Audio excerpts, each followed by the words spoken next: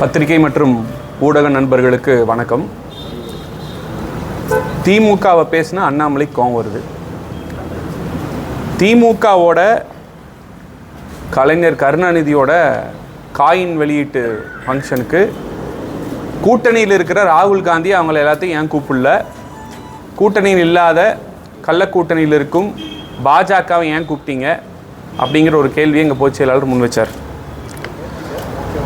அதே மாதிரி ஸ்டாலின் என்ன சொன்னார், இது மத்திய அரசு நடத்துகிற ஃபங்க்ஷனு, மாநில அரசு நடத்துகிற ஃபங்க்ஷன் இல்லை அப்படின்னு சொன்னதுக்கு, இல்லைப்பா எனக்கு வந்து அழைப்பதில்லை, மாநில அரசு லோகோ போட்டு மாநில அரசு ஃபங்க்ஷன் தான் வந்துச்சு அப்படின்னு சொன்னார். இதுதான் நடந்தது. இங்கே யாரும் பாஜகவின் தலைவரை பற்றியோ பாஜகவை பற்றியோ அண்ணாமலை பற்றியோலாம் யாரும் கண்டுக்கவும் இல்லை, சீண்டவும் இல்லை, பேசவும் இல்லை, ஒரு ஆளாக மதிக்கவும் இல்லை. இது நடந்தப்போ அவரே உள்ளே வர்றார். அண்ணாமலை உள்ளே வந்து என்ன சொல்கிறாரு, அறிவுஜீவி, உலகத்தின் அரசியல் ஞானம் அனைத்தையும் தெரிந்தவர் என்ன சொல்கிறாரு, எம்ஜிஆரோட புகழ் இங்கே கும்மிடி பூண்டியோடு சுருக்கிட்டீங்க.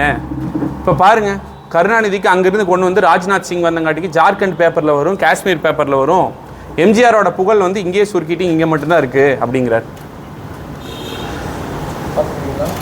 அண்ணாமலைக்கு நான் இந்த நேரத்தில் ஒரு பேர் கொடுக்கணும்னு விரும்புகிறேன். நான் இந்த அண்ணாமலை மாதிரி கோவப்பட்டு இமோஷன் ஆகி பதன்னு பேசுகிறதுலாம் நமக்கு வராது. நிதானமாக அறிவுபூர்வமாக பகுத்தறிவோடையே சொல்கிறேன், அண்ணாமலை ஒரு அரசியல் கோமாளி. ஏன்னா இந்த காயின் ரிலீஸ் பண்ணது எதுக்குன்னு அவருக்கு புரியல. புரட்சித் தலைவர் எம்ஜிஆர் வந்து பார்த்தீங்கன்னா உலகம் முழுவதும் இன்னைக்கும் பேசக்கூடிய ஒரு தலைவர். அவரை தெரியாத ஆட்களே கிடையாது. காஷ்மீர் என்ன, ஜார்க்கண்ட் என்ன, உலகம் முழுவதும், சிங்கப்பூர், மலேசியா, எந்த இடத்துல எடுத்தாலும் அவருக்கு ரசிகர்கள் ஏராளமானவர் இருக்காங்க. இவங்க என்னமோ வந்து எம்ஜிஆரை பற்றி இங்கே மத்திய அரசுலேருந்து ஒரு அமைச்சரை கூப்பிட்டு வந்து இங்கே நிறுத்தி ஒரு ஃபங்க்ஷன் நடத்தி அவரை பற்றி பேசினா உடனே எம்ஜிஆரை பற்றி இந்தியா பூரா போகும். அதுக்காக தான் காயின் ரிலீஸ் பண்ணியிருக்கிறாங்கங்கிறது அண்ணாமலையோட அறிவு கெட்டினது. அவ்வளோதான். உண்மையில் என்னென்னா, புரட்சி தலைவர் எம்ஜிஆருக்கு காயின் ரிலீஸ் பண்ணங்காட்டிக்கு மத்திய அரசுக்கு தான் பெருமை. எம்ஜிஆருக்கெல்லாம் இவங்க காயின் ரிலீஸ் பண்ணி ஒரு பெருமையெல்லாம் கொண்டு வரணுங்கிற அவசியம் கிடையாது. அவர் ஆல்ரெடி உலகத்தின் உச்சத்தின் புகழ் பெற்ற ஒரு தலைவர், இன்றும் மக்கள் மனசில் வாழ்ந்து கொண்டிருக்கிற ஒரு தலைவர்.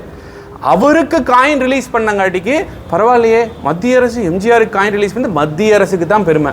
இதை முதல் அண்ணாமலை புரிஞ்சுக்கணும், நல்லா மைண்டில் ஏற்றிக்கணும். இது தெரியாமல் புரட்சி தலைவரோட புகழ் இங்கே கொண்டு போகிறோம் அங்கே போகிறோம். இதுக்கு பதில் சொன்னோம், அவ்வளோதான். இதுக்கு எங்கள் பொதுச் செயலாளர் இதே தான் சொன்னார்.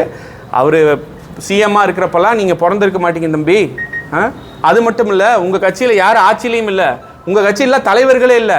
நீங்கள் இன்றைக்கி உருவான கட்சியில் வந்து டைரக்ட் அப்பாயின்மெண்ட் ஆகி ஒரு ஹெட்டாக உட்காந்துருக்கிறீங்க.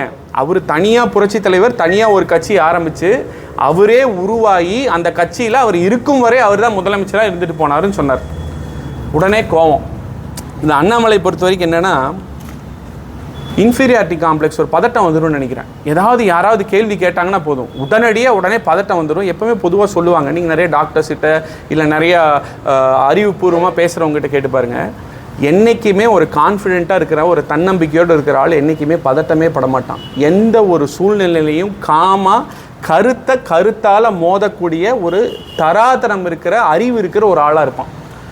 எப்பயுமே அந்த பயம், ஐயோ நம்மளோட யாராவது நம்மளை சொல்லிடுவாங்களோ, ஐயோ நம்மளை யாராவது பாயிண்ட் பண்ணால் உடனே நம்மளோட ஏதோ ஆயிருமோ இதாயிருமோன்னு பயப்படக்கூடியவங்களாக தான் பிதட்டுவாங்க, அப்படியே வளருவாங்க.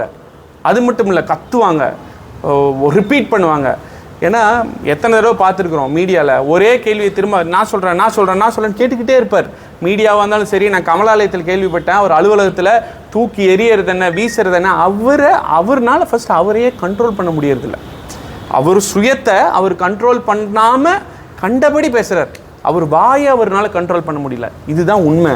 இது நான் சொல்லலை, நிறைய பேர் இது வரைக்கும் சொல்லிட்டாங்க, நீங்களும் விசாரிச்சுக்கோங்க. இதுதான் உண்மை.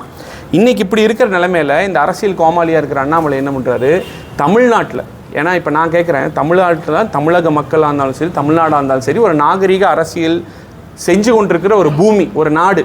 அங்கே அமித்ஷா மோடி பண்ணிகிட்டு இருக்கிற மாதிரி அரசியல் இங்கே தமிழ்நாட்டில் கிடையாது. இங்கே வந்து பெரியவங்களுக்குனா மரியாதை கொடுப்போம், பெண்களுக்குனா மரியாதை கொடுப்போம். நம்ம நின்றுட்டுனா ஒரு பெரியவங்க இருந்தால் எந்திரிச்சு இடம் கொடுப்போம். அந்தளவு மரியாதையும் பக்குவமும் பண்பும் நாகரிகமும் நிறைந்த மண் தமிழக மண். அது நிறைந்த நாடு தமிழ்நாடு. இங்கே அரசியலும் அப்படித்தான் இருக்கிறது. நான் ஒரு எடுத்துக்காட்டு கேட்குறேன். இப்போ சப்போஸ் அண்ணாமலையோட அப்பா அரசியல் இருக்கார், சரியா? அண்ணாமலை அரசியல் இல்லை. அவங்க அப்பாவை இப்படி தரக்குறைவாக பேசினோம்னா அண்ணாமலை ஏற்றுப்பாரா? கேட்குறேன், கேள்வி முன் வைக்கிறேன். இல்லை அண்ணாமலையோட குழந்தைகளுக்கு பெரியவங்களை இப்படி தான் தரக்குறைவாக பேசணும்னு அண்ணாமலை சொல்லி கொடுத்து வளர்த்துவாரா? நான் கேட்குறேன். நாங்கள் யாரும் அப்படி வளர்த்த மாட்டோம். பெரியவங்களுக்குனா மரியாதை கொடுக்கணும், ஒரு கருத்து சொன்னால் கருத்தால் பண்ணணும்னு நினைப்போம். அவங்க அப்பாவை திட்டினா அவருக்கு எப்படி இருக்கும்? அவர் ஒரு வேளை அரசியல் இருந்து அரசியல் இப்படி அவரை வந்து அநாகரிகமாக தரக்குறைவாக நாங்கள் திட்டினா அண்ணாமலைக்கு எப்படி இருக்கும்? இதெல்லாம் வந்து அண்ணாமலைக்கு புரியணுங்கிறதுக்காக சொல்கிறோம். எங்கள் இயக்கம் புரட்சி தலைவி அம்மா அவரால் வளர்க்கப்பட்டு இன்றைக்கி வந்து எடப்பாடியார் தலைமையில் இருக்கும் நாகரிகமான அரசியல் பண்ணக்கூடியவங்க.